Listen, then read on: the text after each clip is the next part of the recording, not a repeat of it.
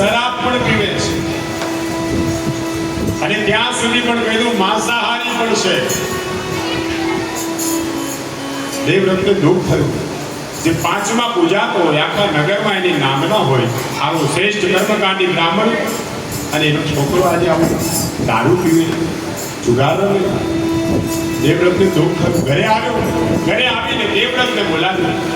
દેવવ્રતે ગુણનિધિને બોલાવે. હે ગુણનિધિ, તો જુગાર રમે છે, દારૂ પીવે છે. ઠપકો દીધો. ત્યાં માં વચ્ચે પડી. માને દીકરાનું બહુ લાગે પણ દરેકના ઘરની આ સ્ટોરી છે.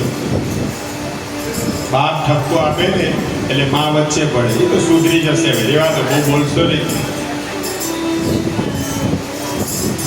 અહીંયા પણ એવું થયું. દેવવ્રત ઠપકો આપે છે ને માં વચ્ચે પડી અને કહે છે હજી નાનો છે, સુધરી જશે, ચિંતા ન કરો.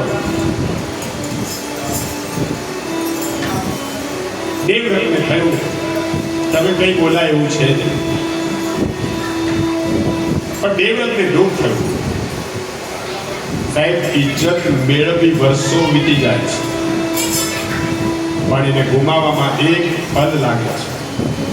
આ દેવવ્રતને ચિંતા થઈ.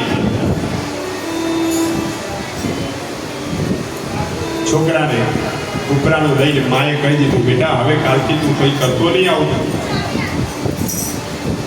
તારા બાપાની બહુ ઇજ્જત છે ગામમાં, લોકો શું કહેશે.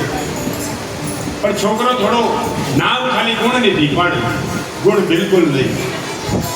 જુગાર રમતો. પછી તો ઘરમાં જે કંઈ હતું એ લઈને વેચવા લાગ્યું. દેવવ્રતને ખબર પડી કે મારો દીકરો હવે સારી લાઈન નથી, આ તો મારું પણ નામ બોલશે ને. એક દિવસ દેવવ્રત રાત્રે બધા સૂતા છે ને ઘર છોડીને ચાલ્યો. સવાર થયું. ગુણનિધિ અને એની માં દેવવ્રતને શોધવાની ગયા પણ કેમ મળ્યો. પેલા ગુણનિધિ વિચાર કરે કે સારું થયું, મને બહુ બોલ બોલ કરતા હતા ને હવે કોઈ કહેવા વાળું નથી, હવે હું રાજા.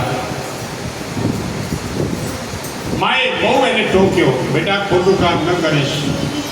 પણ પેલી પ્રાણ ને પ્રકૃતિ સાથે જાય એનો સ્વભાવ થઈ ગયો. દારૂ પીધા વગર ચાલે નહીં,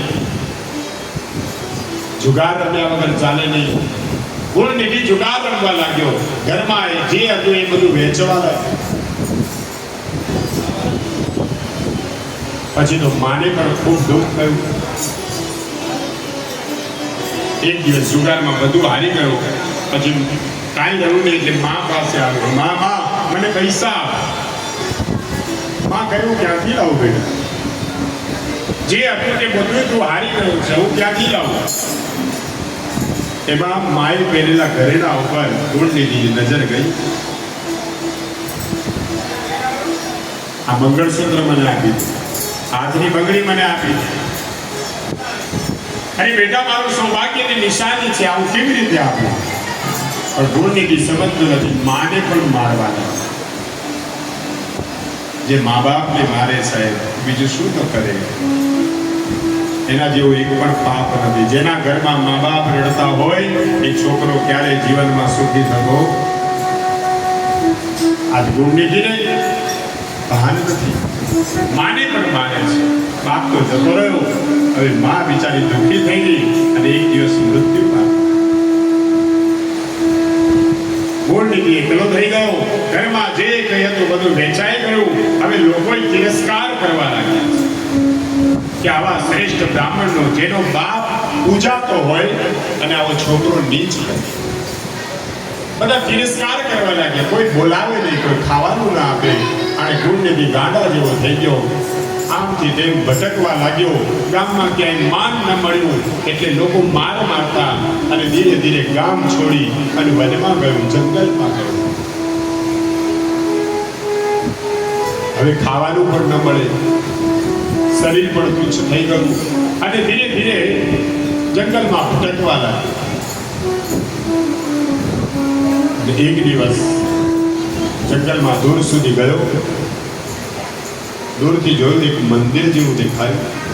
એને થયું અહીંયા કંઈક ખાવા મળશે પણ જે લોકો એને જોતા બધા એને મારતા, એટલે ગુણનિધિ જોયું કે મંદિરમાં ઘણા લોકો છે, મને જોશે તો મારશે, એટલે એક ઝાડની પાછળ ઉભો રહીને સંતાઈ ગયો, ત્યાં બધા જાય પછી હું જઈશ. સાંજ પડી, આરતી થઈ, દીવાબત્તી પૂરી થઈ ગઈ, અને પછી મંદિરમાંથી લોકો જતા રહ્યા. રાત પડી એટલે પેલો ગુણનિધિ ધીરે ધીરે મંદિરમાં પ્રવેશ કરે. મંદિરમાં અંધારું હતું, ચારે તરફ. ગુણનિધિએ જોયું કંઈ દેખાતું નથી, કંઈ ખાવાનું હોય તો ખાવું. પછી અંદર ગયો, અંદર જઈ અને હાથ ફેરી ત્યાં કોડિયું હાથમાં આવ્યું. કોડિયામાં જે પેલી બળેલી દિવેટ હોય એ બાકી રહી ગયેલી, એને બરાબર ભેગી કરી અને દીવો પ્રગટાવ્યો. દીવો પ્રગટાવ્યો, અજવાળું થયું, અને અંદર જોયું ત્યાં તો શિવલિંગના દર્શન થયા. આ તો મહાદેવનું મંદિર. ત્યાં શિવલિંગના દર્શન થયા, દીવો પ્રગટાવ્યો, જોયું તો શિવલિંગ પાસે પ્રસાદ ધરાવ્યો. ગુણનિધિને બહુ ભૂખ લાગી હતી, પ્રસાદ ખાધો. જેવો પ્રસાદ ખાધો, દીવો પ્રગટાયો, શિવના દર્શન થયા, એની બુદ્ધિ સુધરી. એની બુદ્ધિમાં જ્ઞાન સ્ફુરણ થયું કે અરે મેં કેટલા પાપ કર્યા, મેં બહુ પાપ કર્યા છે, હે ભગવાન, હે મહાદેવ, મને ક્ષમા કરો. ગુણનિધિએ કોઈ ભક્તિ કરી નથી, કેવલ ત્યાં પડેલી દિવેટો ભેગી કરી દીવો પ્રગટાવ્યો, ત્યાં પડેલો નૈવેદ્ય ખાધું અને શિવના દર્શન કર્યા. ત્યાં તો પેલા ગામના લોકો જે ગયા હતા એને અજવાળું જોયું મંદિરમાં, એટલે એને થયું કે આ શું, આપણે તો દીવો બધું બંધ હતું, અંધારું હતું, ના અજવાળું ક્યાંથી થયું? એક શંકા જેવું ગયું. એટલે પેલા નગરજનો બે ચાર જણાએ પાછા આવ્યા, જોયું તો અંદર કોઈ માણસ, કોઈ ચોર આવ્યો લાગે છે ચોરી કરવા, અને ગુણનિધિને માર માર્યો છે. એટલો માર્યો કે ગુણનિધિ ત્યાં મૃત્યુ પામ્યો. અને જેવો મૃત્યુ પામ્યો એટલે યમના દૂતો આવી ગયા જીવને લેવા. યમના દૂત જ્યાં પકડીને લઈ જાય ત્યાં તો શિવજીએ આજ્ઞા કરી, શિવ ગણોને દોડાવ્યા. અને શિવ ગણો ત્યાં આવ્યા, યમના દૂત પાસેથી આ ગુણનિધિને પાછો લીધો અને લઈ જવા લાગ્યા કૈલાસ તરફ. એટલે તરત પેલા યમના દૂતો કહે છે કે તમે આ શું કરો છો? આ તો અમારો ભાગ છે, આ મહાપાપી છે, દુષ્ટ છે, મા બાપને પણ મારે છે. તમે કેમ લેવા આવ્યા છો? તમે તો શિવ ગણો છો. તો કે અમે કૈલાસમાં લઈ જઈએ. અરે એના એવા કોઈ કામ નથી કે જે કૈલાસમાં જઈએ. ત્યારે યમના દૂતો પાસેથી જીવને લઈ અને કૈલાસમાં ગયા.